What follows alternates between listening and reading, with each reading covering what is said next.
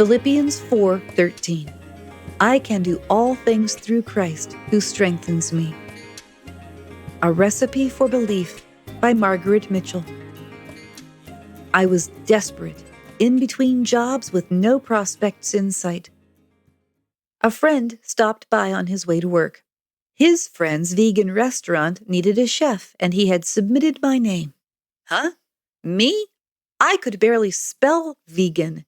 At the time, I wasn't even a full-fledged vegetarian.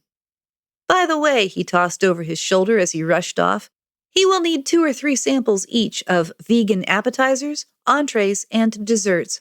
I'll stop by later today to pick them up. After I got over my shock, I realized there was only one thing I could do: trust God. Today's verse sprang to mind, and I clung to it as to dear life. Eyeing the clock, I knelt on the kitchen floor and prayed.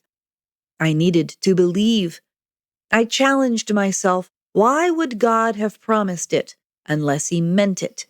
I stood up, ready to do my part, asking His guidance for every decision made during each step of the process. I had no recipes to follow, yet prepared a spread that not only got me the needed job, but eventually allowed me to become an owner as well. That experience helped convince me that all things means all things. God can bless us through any bind in which we may find ourselves.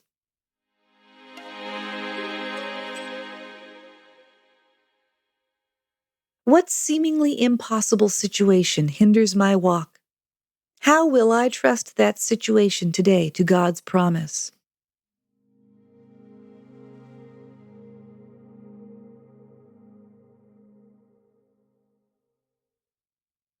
Let's pray. Dear Savior, thank you for saving me for your eternal kingdom.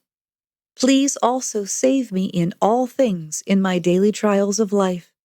In your name I pray. Amen.